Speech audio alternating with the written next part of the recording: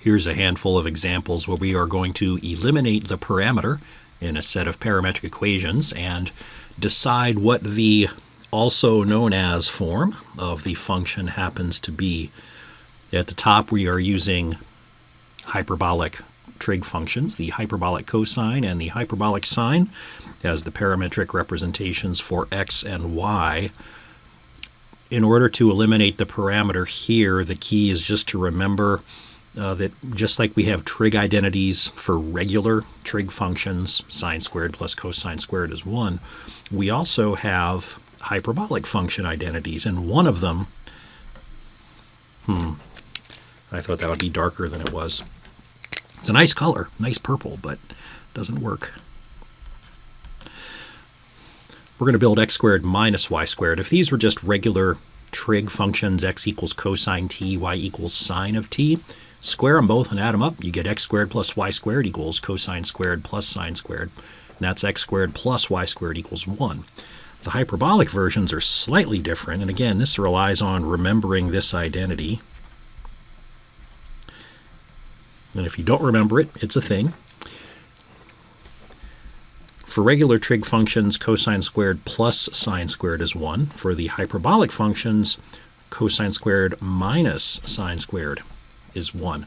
And so our function here is also known as x squared minus y squared equals 1. We're not given any restrictions on t. When we plot that, we get, that's not a very good arc of a hyperbola, but it's supposed to be the right half of the unit hyperbola.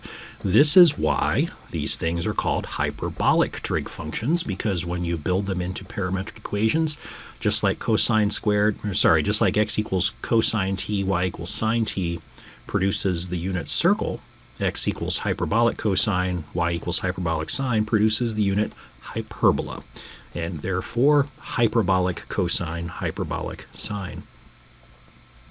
If you would like to see directionality on this, as t increases, are we going uphill like this, or are we going downhill like this? Well, then you'd have to break out some individual values. We're not going to do that. It's very easy to do. If you wanted to do that, you would have to remember the fundamental definition of these hyperbolic functions is that they're actually exponential functions. So you could pick some representative t values, like when t is 0. When t is 0, we would have x equals 1 and y equals 0. So this point right there is t equals 0. And then you could plug in, say, t equals 1 and calculate whether you went up or down, and there's your direction. For the second example down here, we have x equals t squared, y equals 2 natural log of t. Of course, the brute force way to untangle this would be to solve the first one for t equals square root of x and then go plug it into the equation for y. Or we can be a little bit more clever and remember that 2 times the natural log of t is just the natural log of t squared, and then you link these together. This curve is also known as y equals natural log of x. And then here we do have a restriction. We only want values of t being 1 and greater. When t is 1, we get x equals 1, y equals 0. And then from there, as t increases, x increases, so does y, but more slowly, and we're going to see the shape of the natural log curve. And so what this does is it sends us out the curve, y equals natural log of x. Because of this restriction on t greater than or equal to 1, we don't see, this part of it, which we might see if we plotted the entirety of y equals natural log of x. For this third one, this one does require a little bit more algebraic shenanigans. What I might do here is recognize that x equals 1 over e to the 2t, which means that e to the 2t is 1 over x. And then we can go into the equation for y. Can we work an e to the 2t in there? Well, sure we can. We can base it off of an e to the 2t, and we need to put on a new exponent, so the net exponent gives us the 3 in the 3t. So how about an exponent of 3/2. So here's an expression for y based on e to the 2t. E to the 2t to the 3/2 is e to the 3t, which is what we want for y. And then we put these two things together and see that we can now replace that e to the 2t with 1 over x,